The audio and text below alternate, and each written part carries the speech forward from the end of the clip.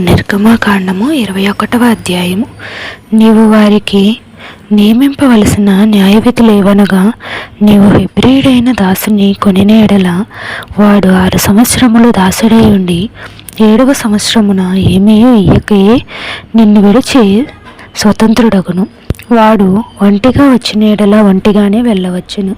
వానికి భార్య ఎండిన ఎడల వాని భార్య వానితో కూడా వెళ్ళవచ్చును. వాని యజమానుడు వానికి భార్యనిచ్చిన తరువాత ఆమె వాని వలన కుమారులనైనను కుమార్తెలనైనను కనిన ఎడల ఆ భార్యయు ఆమె పిల్లలను ఆమె యజమానుని చెత్తగుదురు గాని వాడు ఒంటిగానే పోవలెను. అయితే ఆ దాసుడు, నేను నా యజమానిని, నా భార్యను, నా పిల్లలను ప్రేమించుచున్నాను, నేను వారిని విడిచి స్వతంత్రుడనై పోనొల్లనని నిజముగా చెప్పిన ఎడల వాని యజమానుడు దేవుని యొద్దకు వానిని తీసుకుని రావలెను.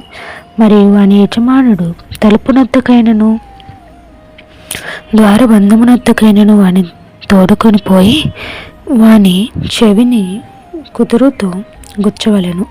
తరువాత వాడు నిరంతరము వానికి దాసుడై ఉండును. ఒకడు తన కుమార్తెను దాసిగా అమ్మిన ఎడల దాసులైన పురుషులు వెళ్ళిపోవునట్లు అది వెళ్ళిపోకూడదు. దాన్ని ప్రదానము చేసుకొనిన యజమానిని దృష్టికి అది ఇష్టరాలు కాని ఎడల అది విడిపింపబడినట్లు అవకాశము ఇయ్యవలెను. దాని వంచినందున అన్ని జనులకు దానిని అమ్ముటకు వానికి అధికారం లేదు. తన కుమారునికి దాని ప్రదానము చేసిన ఎడల కుమార్తెల విషయమైన న్యాయవిధిని బట్టి దాని ఎడల జరిగింపవలెను.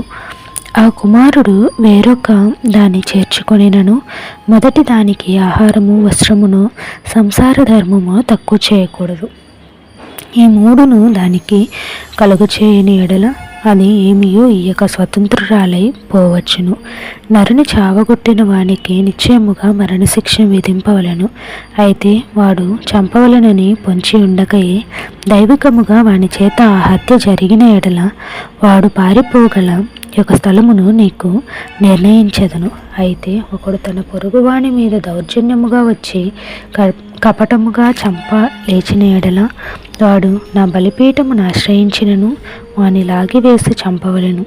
తన తండ్రినైనను తల్లినైనను కొట్టువాడు నిశ్చయముగా మరణశిక్ష నొందును. ఒకడు నరుని దొంగిలించి అమ్మినను తన ఎత్తునుంచుకొనినను వాడు నిశ్చయముగా మరణశిక్ష నొందును. తన తండ్రినైనను తల్లినైనను శపించువాడు నిశ్చయముగా మరణశిక్ష నొందును. మనుషులు పోట్లాడుచుండగా ఒకడు తన పొరుగువానిని రాతితోనైనను పిడికిటితోనైనను గుద్దుట వలన వాడు చావక మంచం మీద పడి ఉండి తరువాత లేచి చేతికర్రతో బయటికి వెళ్ళి తిరుగుచుండిన ఎడల వాని కట్టిన వానికి శిక్ష విధింపబడదు. కానీ అతడు పని చేయలేని కాలమునకు తగిన సొమ్ము ఇచ్చి వాడు అతనిని పూర్తిగా బాగు చేయింపవలెను. ఒకడు తన దాసుడైనను తన దాసి అయినను చచ్చునట్లు కర్రతో కొట్టిన ఎడల అతడు నిశ్చయముగా ప్రతిదండన నొందును. అయితే వాడు 1-2 దినములు బ్రతికిన ఎడల ఆ ప్రతిదండన అతడు పొందడు. వాడు అతని సొమ్మే గదా. నరులు పోట్లాడుచుండగా గర్భవతి అయిన స్త్రీకి దెబ్బ తగిలి ఆమెకు గర్భాతమే కాక మరి ఏ హానియు రాని ఎడల హాని చేసిన వాడు ఆ స్త్రీ పెనిమిటి వాని మీద మోపిన నష్టమును అచ్చుకొనవలెను.